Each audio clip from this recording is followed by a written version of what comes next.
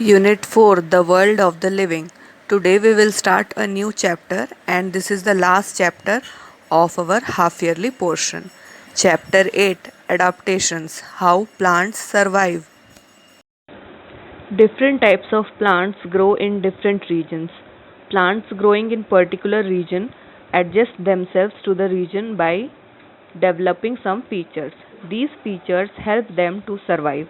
The process of developing special features in the body to adjust in the surroundings is called adaptation. अलग अलग तरह के पेड़ पौधे अलग अलग जगहों में बढ़ते हैं। किसी एक विशेष जगह पे बढ़ने वाले पेड़ पौधे अपने आप को उस विशेष जगह के हिसाब से बदलते हैं, कुछ अलग अलग अपने अंदर बदलाव लाकर। यही सारे बदलाव उन्हें वहाँ पे सरवाइव करने के लिए, मतलब जीने के लिए हेल्प करते हैं, मदद करते हैं। अपने अंदर कुछ खास बदलाव लाने को ही अपने आप को उस जगह के हिसाब से बदलना, एडजस्ट करना, इसी चीज़ को हम एडाप्टेशंस कहते हैं। Types of plants. We can divide plants into two categories, terrestrial or land plants and aquatic or water plants. Terrestrial plants. Plants that grow on land are called terrestrial plants. Example, pine, fir, peepal tree, neem tree are terrestrial plants. Terrestrial plants वो plants होते हैं जो कि ज़मीन पे उगते हैं, जैसे कि पीपल हो गया, बैनियन ट्री हो गया, मैंगो ट्री हो गया। जो भी ट्री ग्राउंड पे उगते हैं, नॉर्मल ज़मीन पे उगते हैं, उन्हें हम टेरेस्टेरियल प्लांट्स या फिर लैंड प्लांट्स कहते हैं। Aquatic plants, plants that grow on water are called aquatic plants. Lotus, tape grass and water hyacinth are aquatic plants. Aquatic plants वो प्लांट्स होते हैं जो कि पानी के अंदर बढ़ते हैं या ग्रो करते हैं, जैसे कि आपने देखा होगा लोटस हो गया, टेप ग्रास हो गया, और एक वाटर हाइसिंथ एक टाइप का प्लांट होता है, वो भी पानी के अंदर उगते हैं। और जो भी प्लांट्स पानी के अंदर उगते हैं उन्हें हम एक्वेटिक प्लांट्स या फिर वाटर प्लांट्स कहते हैं। Terrestrial plants and their adaptations. Terrestrial means land. Land has forests, mountains, plains, and deserts. Terrestrial plants can further be divided into different categories. Terrestrial का मतलब ज़मीन होता है, और ज़मीन में बहुत सारी चीज़ें आती है, जैसे कि फॉरेस्ट हो गया, माउंटेन्स, प्लेन्स या डेजर्ट्स हो गए। तो टेरेस्टेरियल प्लांट्स को भी हम आगे और बहुत सारी कैटेगरीज में डिवाइड कर सकते हैं। आगे हम उनके बारे में पढ़ेंगे। Here you can see the images of terrestrial plants and aquatic plants. Plants that grow in desert regions. Hot and dry places are called deserts. There is a very little water in deserts. Cactus, date palm, babool and kikar are some plants that grow in deserts. ऐसे plants जो कि बहुत ही dry यानी कि कम पानी वाले जगह यानी डेजर्ट में ग्रो करते हैं, जहाँ पे बहुत कम पानी होता है, गर्म होता है और बहुत ही ड्राई रहता है एरिया, उस एरिया को हम डेजर्ट कहते हैं। और डेजर्ट में बहुत ही कम पानी होता है, तो ऐसे प्लांट्स को बहुत ही कम पानी के साथ एडजस्ट करना पड़ता है। डेजर्ट एरिया के प्लांट्स का एग्जांपल हो गया कैक्टस, डेट पाम, बबूल और कीकर। ऐसे प्लांट्स में आप नोटिस करेंगे कैक्टस में क्या होता है, कांटे होते हैं, स्पाइंस होते हैं। बबूल में भी स्पाइंस होते हैं। तो ऐसे प्लांट्स अपने आप को कैसे एडजस्ट करता है डेजर्ट एरिया में सर्वाइव करने के लिए। We will study the adaptations now. Adaptations. In most of the plants, leaves changes into spines. This prevents water loss from the leaves. Stems are green, contains chlorophyll and prepare food. Stems also store food and water that makes them fleshy. Roots spread out deep under the ground in search of water. So, how desert plants adapt themselves to live in the hot and dry humid condition. Plants में क्या होता है, जो leaves होते हैं वो spines में modify हो जाते हैं। जैसे कि कैक्टस में आपने देखा होगा, उनमें कोई लीव्स नहीं होते हैं लेकिन कांटे होते हैं, उन कांटों को हम स्पाइंस कहते हैं। जो लीव्स होते हैं वो स्पाइंस में मॉडिफाई हो जाते हैं, अपने आप को चेंज कर लेते हैं स्पाइंस में। क्यों? ताकि वो वाटर लॉस से बच सके। जैसे कि अगर लीफ रहेगा तो उसमें कंटिन्यूसली ट्रांसपिरेशन प्रोसेस होता रहता है, थ्रू स्टोमेटा। लेकिन अगर वो स्पाइंस में कन्वर्ट हो जाते हैं तो वो वाटर लॉस जो ट्रांसपिरेशन के थ्रू होता है वो बच जाता है। तो इस तरह से प्लांट्स जो होते हैं ह्यूमिड रीजन में, मतलब ड्राई डेजर्ट एरिया में, अपने आप को वाटर लॉस से इस तरह से प्रोटेक्ट करते हैं, अपने आप को मॉडिफाई करके, अपने लीव्स को मॉडिफाई करके स्पाइंस में। जो स्टेम्स होते हैं वो ग्रीन कलर के होते हैं और उनमें क्लोरोफिल होता है और वो अपना खाना भी खुद प्रिपेयर करते हैं, यानी फोटोसिंथेसिस प्रोसेस को वो करते हैं। और स्टेम्स में ही उनका फूड जो है वो स्टोर होता है और वाटर भी स्टोर होता है, इसीलिए जो स्टेम्स होते हैं वो फ्लैशी होते हैं। रूट्स जो होते हैं लैंड में पूरे बहुत ही अंदर तक डीप अंडरग्राउंड में वो लोग फैले हुए रहते हैं। क्यों? क्योंकि वो वाटर की तलाश में रहते हैं। इसीलिए जो डेजर्ट एरिया के प्लांट्स के रूट्स होते हैं वो बहुत ही अंदर तक फैले हुए होते हैं वाटर के खोज में। These are the plants that grow in the desert region, cactus and date palm. Plants that grow in mountain regions. These regions are normally very cold and windy. In some areas, snowfall may take place in winter. Pine, fir, deodar, and spruce are plants that grow in mountain regions. अब mountain regions में जो plants होते हैं, mountain regions का जो weather होता है वो अलग टाइप का होता है। जैसे कि हाइट में रहता है माउंटेन्स, तो वहाँ पे कैसा टेम्परेचर रहता है, कोल्ड रहता है और बहुत हवा चल रही होती है, कभी कभार स्नोफॉल भी होता है। तो वहाँ के प्लांट्स अपने आप को उस तरह से एडजस्ट करते हैं ताकि वो कोल्ड में या फिर ज़्यादा हवे में, विंडी वेदर में और या फिर स्नोफॉल में अपने आप को सेव कर सके, सर्वाइव कर सके और प्रोटेक्ट कर सके अपने आप को। Adaptations. Trees are tall, straight, and thin. They are usually flowerless. They bear cones. They are conical in shape and thus are also called conifers. Their shape helps the snow to slide off easily. Their leaves are thin and needle like. The leaves have a few stomata to prevent the loss of water. The leaves have a waxy coating to prevent damage from snow. जो mountain region के plants होते हैं वो अपने आप को किस तरह से अडॉप्ट करते हैं, किस तरह से अपने आप को मॉडिफाई करते हैं उस रीजन में सरवाइव करने के लिए। जो पेड़ होते हैं वो बहुत ही लंबे होते हैं, स्ट्रेट रहते हैं और पतले रहते हैं। और जो वहाँ के पेड़ होते हैं, माउंटेन रीजन्स के पेड़ होते हैं, वहाँ पे फ्लावर्स नहीं होते, कोन्स होते हैं। जैसे कि पाइन ट्री में आपने देखा होगा कि पाइन के कोन्स होते हैं, फ्लावर्स नहीं होते और वो कॉनिकल शेप में होते हैं। जैसे कि बर्थडे में आप एक हैट पहनते हो, कोन टाइप का रहता है, उस शेप में होते हैं। माउंटेन रीजन्स के जो होते हैं वो प्लांट्स वो कॉनिकल शेप में रहते हैं, इसीलिए उन्हें हम कोनिफर्स भी कहते हैं। और वो कॉनिकल शेप के क्यों होते हैं? क्योंकि जब माउंटेन रीजन्स में स्नोफॉल हो तो जब कोन में स्नो आप डालेंगे तो वो बहुत ही ईजिली स्लाइड ऑफ होकर नीचे गिर जाएगा। तो अपने आप को स्नो से सेव करने के लिए, प्रोटेक्ट करने के लिए वो कोनिकल शेप में रहते हैं ताकि जो स्नो है वो इजीली स्लाइड ऑफ हो जाए। और जो उनके लीव्स होते हैं वो एकदम पतले, एकदम नीडल की तरह, सुई की तरह रहते हैं, ताकि अगर लीव्स फैले हुए बड़े से होंगे तो उसमें स्नो जम जाएगा और लीव्स अगर पतले नीडल की तरह होंगे तो स्नो इजीली अपने आप उसमें से गिर जाएगा। इसीलिए वो अपने आप को मॉडिफाई करते हैं स्नो से बचने के लिए। लीव्स जो होते हैं वो पतले रहते हैं और सुई की तरह रहते हैं। और जो लीव्स में होता है वो बहुत ही कम स्टोमेटा रहता है, ताकि यहाँ पे भी वही रीज़न है, ताकि प्रिवेंट कर सके लॉस ऑफ वाटर से, ठीक है, अपने आप को पानी की कमी होने से बचा सके, ट्रांसपिरेशन प्रोसेस ना हो, इसीलिए ही स्टोमेटा कम रहता है माउंटेन रीजन्स के प्लांट्स में। और जो उनके लीव्स में होता है एक वैक्सी सा कोटिंग रहता है, वैक्स टाइप का एक अपर कोटिंग रहता है, ताकि वो अपने आप को स्नो से जो डैमेज होता है उससे प्रिवेंट कर सके, उससे बचा सके। Here you can see the pine leaves and cones and fir tree as well as deodar tree. These are the few plants of the mountain regions. Plants that grow in hot and humid regions. Some regions are very hot and humid. Plants like teak, rubber, pepper, coffee, tea, and sugarcane grow in hot and humid regions. Adaptations of these plants are: leaves of trees always remain green, so they are called evergreen plants. Trees do not shed their leaves. कुछ ऐसे plants होते हैं जो कि बहुत ही गर्म और नमी वाले एरिया में सर्वाइव करते हैं। तो वो किस तरह से सर्वाइव करते हैं, इनका एग्जाम्पल है जैसे कि टीक ट्री हो गया, rubber, paper, coffee, tea and sugar cane. ये सारी ट्रीज़ जो हैं वो हॉट एंड ह्यूमिड रीजन्स में सर्वाइव करते हैं।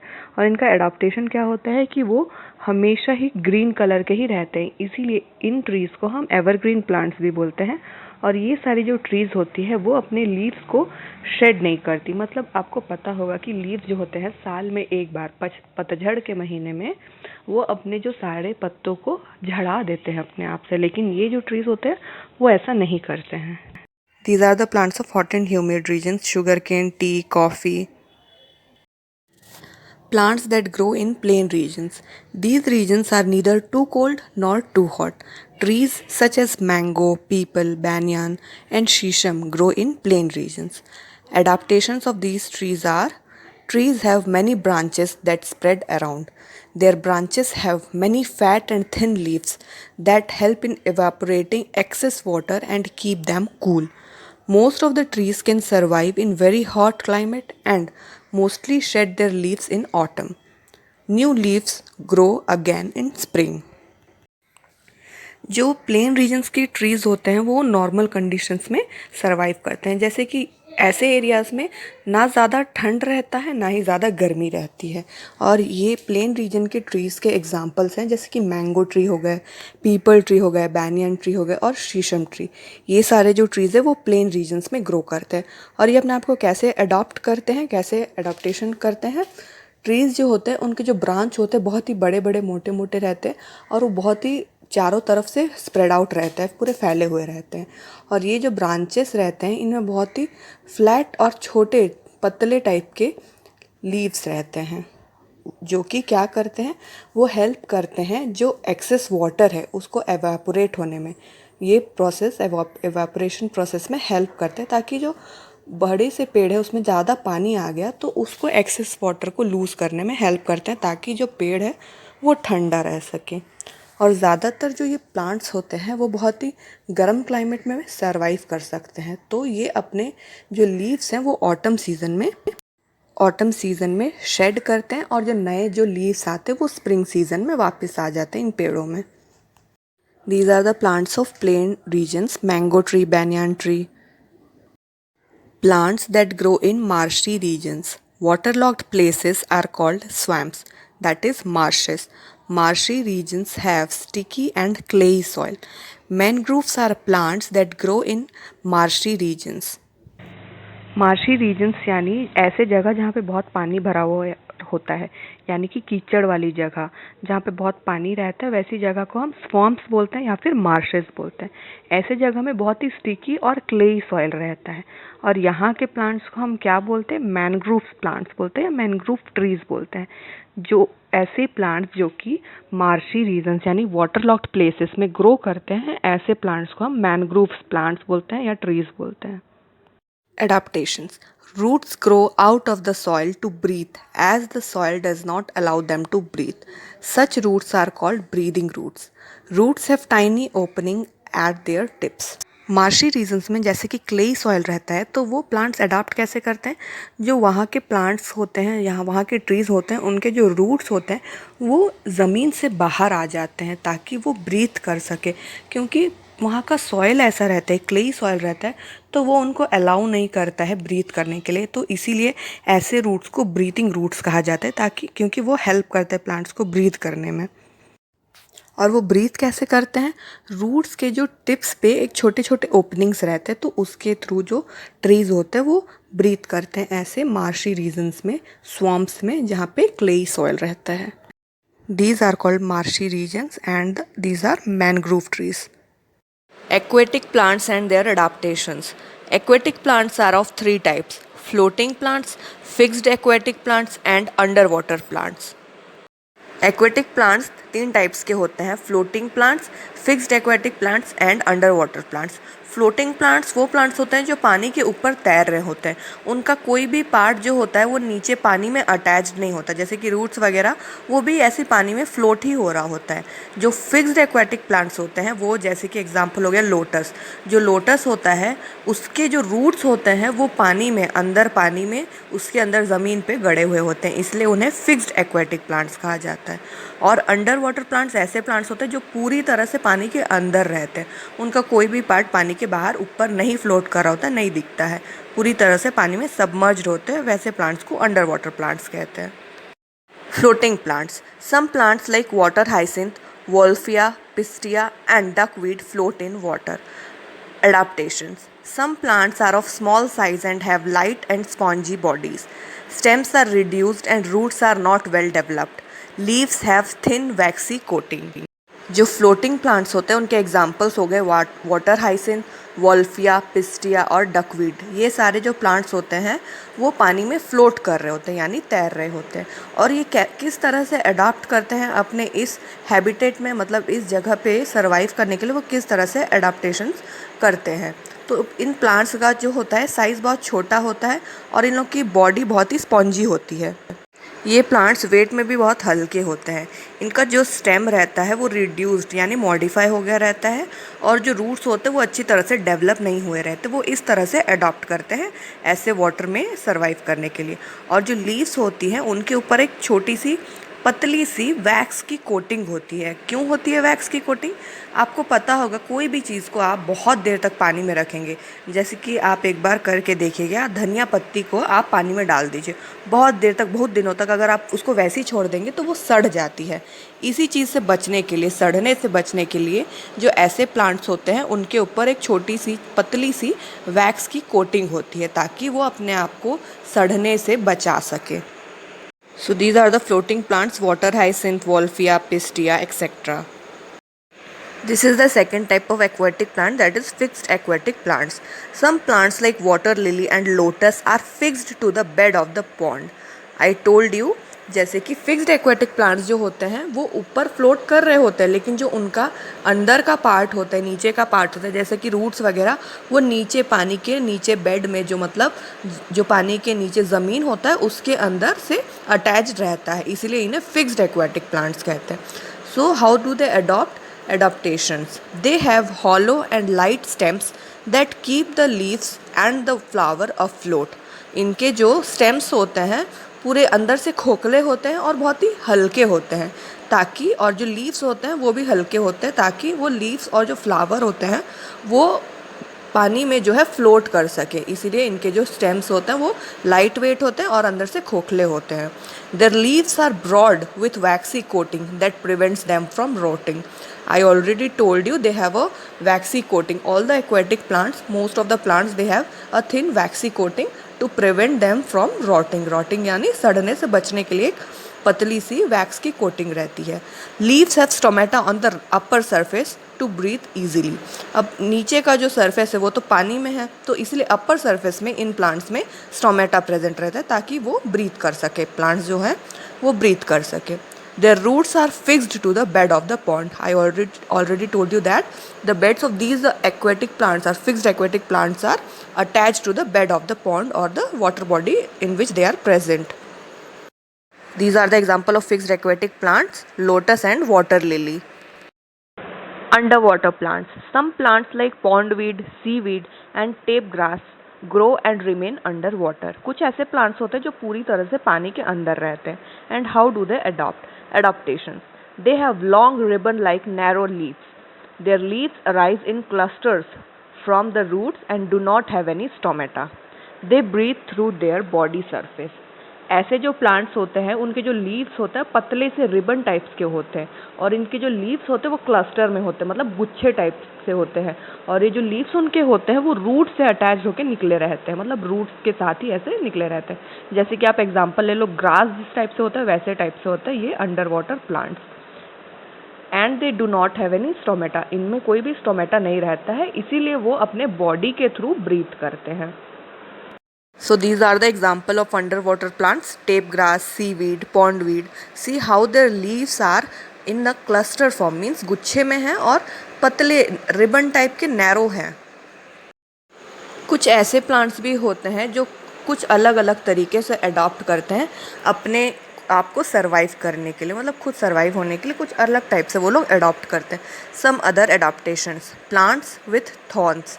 A number of plants like rose and bougainvillea have thorns that protect them from animals. आपने देखा होगा कि रोज़ का जो प्लांट होता है और बोगनविलिया प्लांट कैसे होता है आपको पता है? जो पत्ता, मतलब पेपर का जो फूल बोलते हैं ना, जिसको मतलब एकदम पतले पतले जो फूल होते हैं पिंक कलर के फूल, उन्हें हम बोगनविलिया बोलते हैं। और उन्हीं में भी देखा होगा आपने कि उसमें भी थॉर्न्स होते हैं यानी कांटे होते हैं और रोज़ में भी कांटे होते हैं। तो इनमें कांटे क्यों होते हैं, ये इस तरह से अडॉप्ट क्यों करते हैं? ताकि जो एनिमल्स हैं जैसे गाय वगैरह को आपने देखा होगा कोई भी प्लांट में वो वो खा लेते हैं। इसीलिए एनिमल्स से अपने आप को प्रोटेक्ट करने के लिए ऐसे प्लांट्स इस तरह से अडॉप्ट करते हैं ताकि उनमें थॉर्न्स रहे और एनिमल्स उनसे डरे, मतलब वो एनिमल्स इस प्लांट को ऑब्वियसली नहीं खाएंगे क्योंकि उसमें कांटे हैं। Plants with poison, many plants like poison ivy have poison in them. This keeps the animals away from them. If we touch poison ivy, our skin starts itching.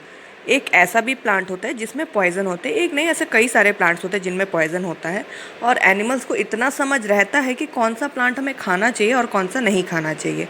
ठीक है, तो इसी कारण से जैसे कि उन्हें पता है कि इसमें पॉइजन है, इससे उनको हार्म पहुंचेगा, तो वो ऐसे प्लांट्स को नहीं खाते हैं। तो कुछ ऐसे भी प्लांट्स होते हैं जो अपने आप को इस तरह से अडॉप्ट करते हैं सर्वाइव करने के लिए। और अगर हम पॉइजन आइवी के प्लांट को टच करेंगे तो हमारी स्किन जो है वो इच करना स्टार्ट कर देगी।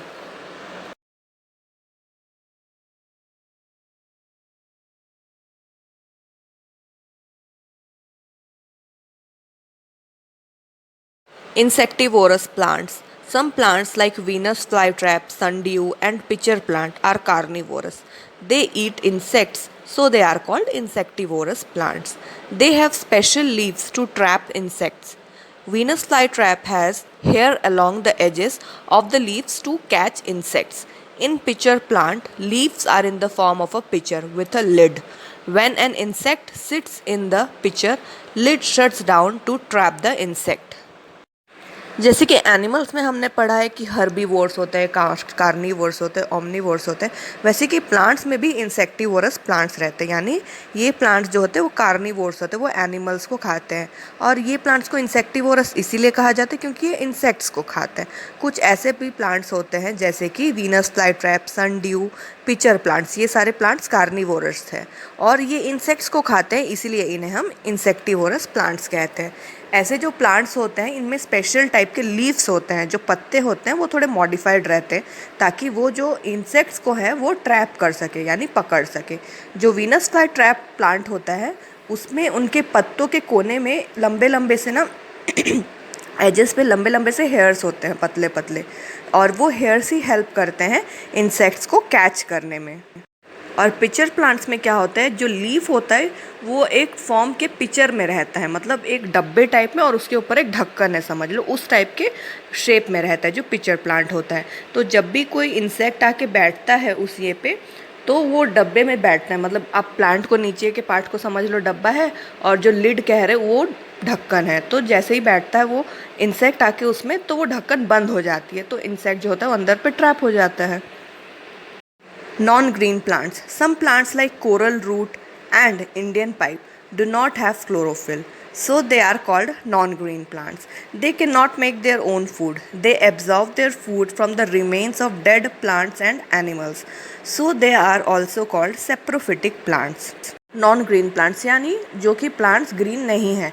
कुछ ऐसे भी प्लांट्स होते हैं जो कि ग्रीन नहीं होते, जैसे कि कोरल रूट हो गया, इंडियन पाइप, इन सब में क्या होता है, क्लोरोफिल नहीं होता है, तो इसलिए हम इन्हें नॉन ग्रीन प्लांट्स कहते हैं। और ये अपना खाना खुद बना नहीं सकते ऑब्वियसली, क्योंकि क्लोरोफिल नहीं है इनमें, तो ये अपना फूड खुद प्रिपेयर नहीं कर सकते, फोटोसिंथेसिस प्रोसेस ये नहीं कर सकते। तो ये अपना खाना किस तरह से लेते हैं, तो ये अपना खाना जो है, जो डेड रिमेन्स होते हैं प्लांट्स और एनिमल्स के, उनके थ्रू लेते हैं, वहाँ से वो अपने न्यूट्रिशन को एब्जॉर्ब करते हैं, इसीलिए इन्हें सेप्रोफिटिक प्लांट्स भी कहा जाता है। सेप्रोफाइट्स वो ऑर्गेनिजम्स होते हैं जो कि अपना न्यूट्रिशन, अपना फूड ऐसे चीज़ों से, डेड और डिकेइंग मतलब सड़े हुए डिकम्पोज्ड चीज़ों से अपना न्यूट्रिशन लेते हैं, वैसे ऑर्गेनिजम्स को हम सेप्रोफाइट्स कहते हैं। तो ऐसे एनिमल्स भी हुए तो हम उन्हें सेप्रोफिटिक एनिमल्स कहेंगे, और ऐसे जो प्लांट्स होते हैं जो डेड और decaying and plants and animals के रिमेन्स से लेते हैं, उन्हें हम सेप्रोफिटिक प्लांट्स कहते हैं।